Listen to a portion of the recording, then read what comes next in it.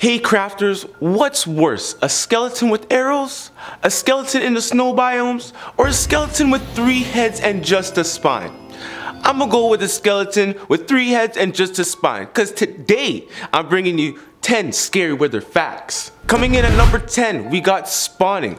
Okay, we all know the wither is a skeletal beast with 3 skulls as head along the body that consists of a skeletal spine and 3 rib cages. Right, the wither is spawned by placing 4 blocks of soul sand and or soul soil in the shape of a T, somewhat similar to a T-pose, and putting 3 wither skeletons on top of the 3 upper blocks. The last block placed must be one of the 3 skulls that can be placed by a player or a dispenser, because that is also a thing. Key thing to remember is non-solid blocks such as grass and flowers prevent the wither from spawning. So to spawn this beast, it's best to put them up on a wall, and definitely don't spawn them in the floor. Not saying spawning them in the floor isn't possible, but there's a lot of factors you gotta worry at hand. Coming in at number 9, attitude.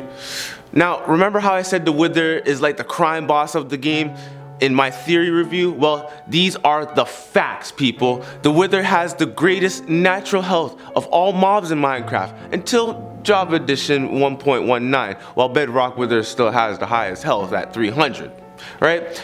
And 150 in Java Edition, or 600 you might call it in the Bedrock Edition, right? The wither is immune to fire, lava, drowning damage, and freezing. Like other undead mobs, the wither is harmed by the instant health effect and healing by the instant damage effect, as well as affected by weapons with the smite enchantment.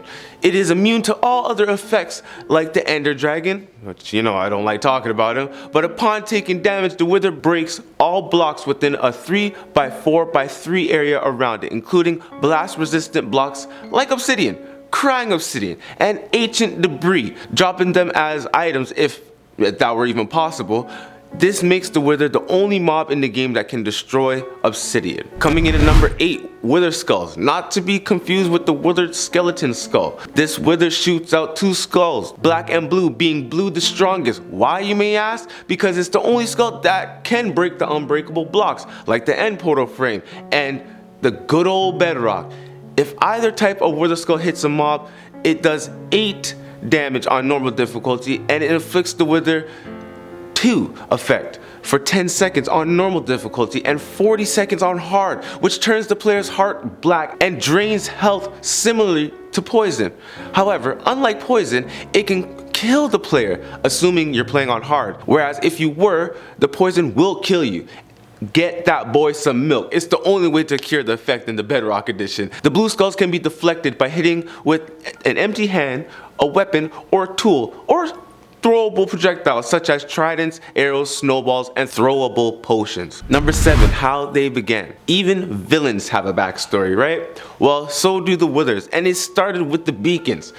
We needed a way to obtain them. I wanted it to be some kind of boss fight, and I was inspired by Terraria. In that game, you always initiate a boss fight yourself, so I already knew it should be some sort of summoning and a cult too, relating to the undead of Minecraft. The name itself comes from a poison spell in an online role-playing game called Whispers in Akara. Working on that game is how I met Daniel and Pontus, the awesome Oxeye game studio guys who made Cobalt. I picked several inspirations from Whispers in Akara actually.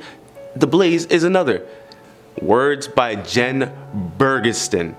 Man, you know, this man knew what he was doing. It might sound like I was talking, but it was him.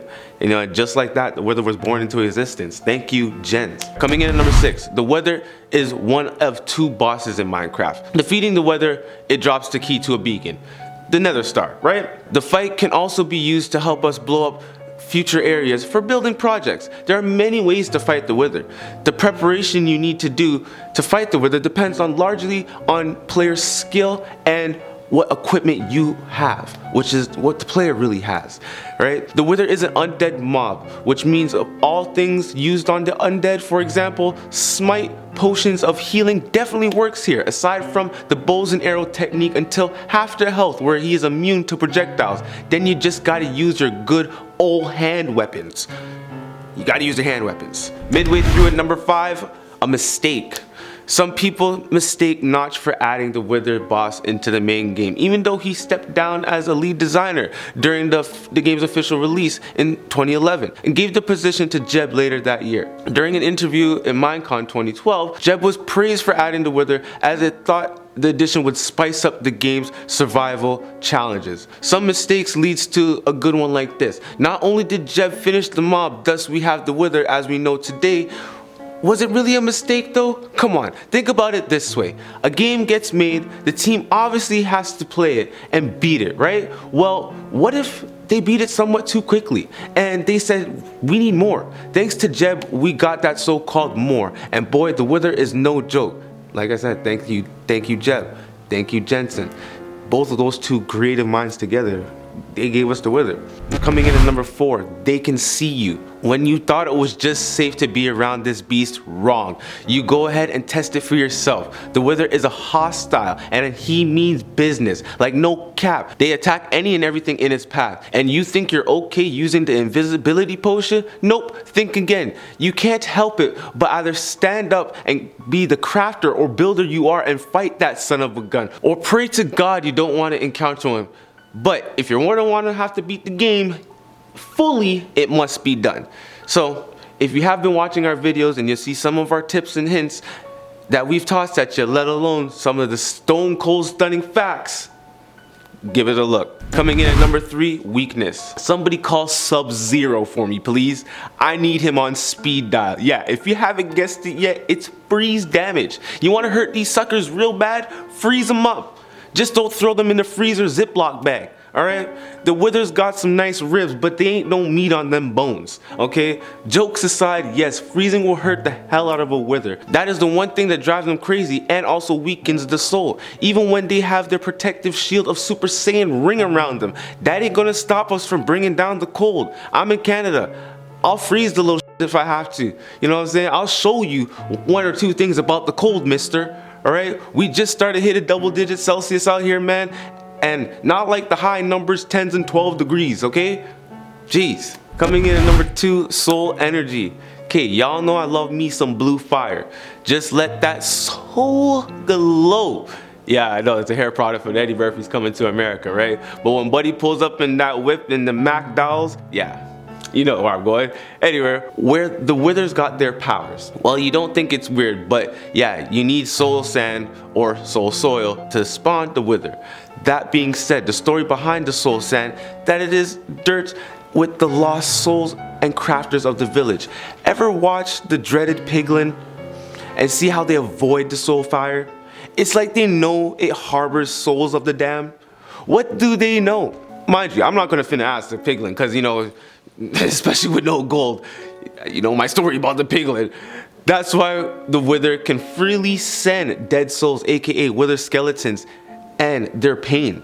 And they definitely come for your souls. Coming in at number 1, finally we're here. Java versus Bedrock. Danger, danger, danger. Not stranger danger, just danger, danger. Okay, this is a heated topic because it's one of the most powerful mobs in the Bedrock edition. Even more powerful and challenging than the Ender Dragon. Sorry Java, us Bedrockers, we definitely win here, okay? Don't hate me, it's just what it is. These are the facts. The Wither can be the final boss, but it's optional. Like I stated before, if you want the star, if you want the achievement, you're gonna have to beat him at some point. As the game is now primarily focused on Java/Bedrock editions, as the Legacy edition is somewhat out of date, which you already know. No matter what you choose, the Wither is still just gonna be as strong. A touch stronger in the Bedrock edition than Java. Even though I'm a Bedrock guy, the Java players, you still got it made with all the hacks and perks you can add to your game and not have to worry about the small stuff like crouching with your shield. Yeah, that's what we gotta do in Bedrock. It's friggin' annoying. So Java versus Bedrock, honestly, it's like the topic of console wars. You never know who's gonna win. Just enjoy the game. Coming into the end, that's all the time I have for you guys today. Make sure you hit that damn bell. Get her ringing, alright? Y'all know what to do. Like and comment down low. I'm Craftin' J. You gotta champion those who champion you. See you guys on the next review.